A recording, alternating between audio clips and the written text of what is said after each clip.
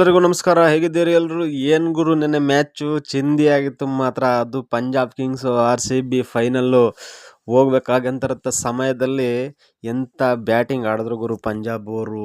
ನೋಡಿದ್ರೆ ತಲೆ ತಿರುಗುವಂಥ ಬ್ಯಾಟಿಂಗ್ ಅಲ್ವಾ? ಹಂಗನ್ಸುತ್ತಾ ನಿಮಗೆ? ಆದರೆ ಪಂಜಾಬ್ ಅವ್ರ ಬ್ಯಾಟಿಂಗಿಗಿಂತ ನಮ್ಮ RCB ಅವ್ರ ಬೌಲಿಂಗ್ ಇದೆಯಲ್ಲ ಅದು ಸಖತ್ತಾಗಿತ್ತು ಗುರು.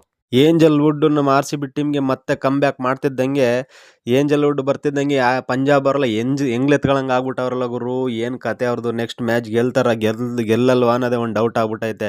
ಯಾಕಂದರೆ ಅವ್ರು ಓಮಲ್ಲೇ ಅವ್ರು ಗೆಲ್ತಾ ಇಲ್ಲ ಸರಿಯಾಗಿ. ಯಾಕಂದರೆ ನಮ್ಮ RCBನೂ ಕೂಡ ಓಮಲ್ಲಿ ಅಷ್ಟು ಇದಿಲ್ಲ. ಅದೇ ಥರ ಸೇಮ್ ಅವ್ರದ್ದು ಕೂಡ ಅದೇ ರೀತಿ ಆಗ್ಬಿಟ್ಟಿದೆ. ಓಮಲ್ಲಿ ಗೆಲ್ಲೋದೇ ಕಷ್ಟ ಆಗ್ಬಿಟ್ಟಿದೆ ಅವ್ರದ್ದು.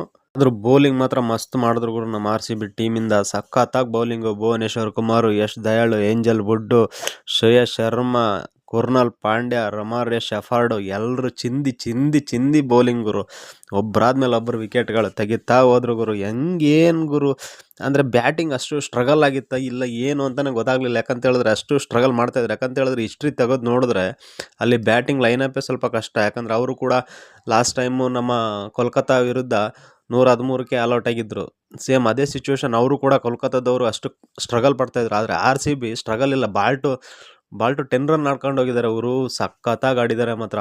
ಬೌಲಿಂಗ್ ವಿಚಾರಕ್ಕೆ ಬರೋದಾದರೆ ಗುರು, ಪಂಜಾಬ್ ಕಿಂಗ್ಸ್ ಫಸ್ಟ್ ಬ್ಯಾಟಿಂಗನ್ನು ಆಯ್ಕೆ ಮಾಡ್ತಿದ್ದಂಗೆ ಪ್ರಿಯಾಂಶ್ ಶರ್ಮಾ ಅವರು ಒಳ್ಳೆ ಸ್ಟಾರ್ಟನ್ನು ಕೊಡ್ತಾ ಹೋಗ್ತಾರೆ. ಆದರೆ ಯಶ್ ದಯಾಳ್ ಅವ್ರಿಗೆ ಡೈರೆಕ್ಟ್ ಹಿಟ್ಟನ್ನು ಕೊಡ್ತಾರೆ ಗುರು. ಅದಾದಮೇಲೆ ಪ್ರಭು ಸಿಮ್ರನ್ ಕೂಡ ಒಳ್ಳೆ ಚೆನ್ನಾಗಿ ಕಾಣಿಸ್ಕೊಳ್ತಾ ಇರ್ತಾರೆ. ಆದರೆ ವಿಕೆಟ್ ಭುವನೇಶ್ವರ್ ಕುಮಾರ್ ಟಿನ್ ಅಂತ ಕೊಡ್ತಾರೆ ಗುರು. ಸಖತ್ತಾಗಿ ಅರಸ್ತಾರೆ ಮಾತ್ರ. ಕ್ಯಾಚನ್ನು ಕೊಡ್ತಾರೆ ಅಲ್ಲೇ ಪಕ್ಕಕ್ಕೆ.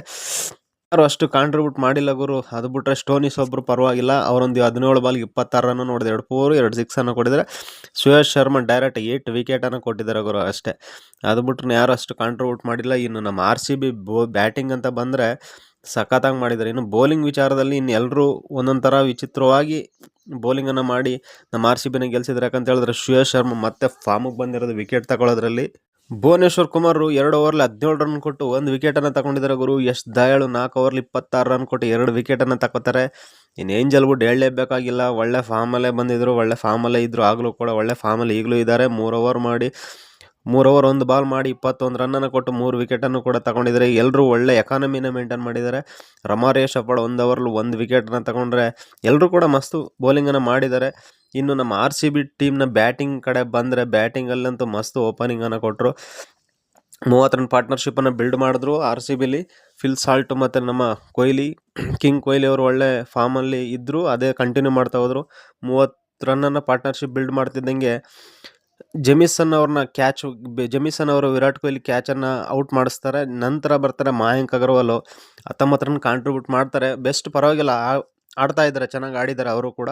ಇನ್ನು ಪಟೀದಾರ್ ಬಂದು 8 ಬಾಲಲ್ಲಿ 15 ರನ್ನನ್ನು ಹೊಡೆದು 1 ಬೌಂಡ್ರಿ 1 ಸಿಕ್ಸನ್ನು ಹೊಡೆದು ಮ್ಯಾಚನ್ನು ಕ್ಲೋಸ್ ಮಾಡ್ತಾರೆ ಗುರು. ಫಿಲ್ ಸಾಲ್ಟ್ 27 ಬಾಲಲ್ಲಿ ಹಾಫ್ ಸೆಂಚುರಿಯನ್ನು ಮಾಡ್ಕೋತಾರೆ. ಒಳ್ಳೆ ಫಾರ್ಮನ್ನು ಅವರು ಕೂಡ ಕಂಟಿನ್ಯೂ ಮಾಡ್ತಾ ಹೋಗ್ತಿದ್ದಾರೆ.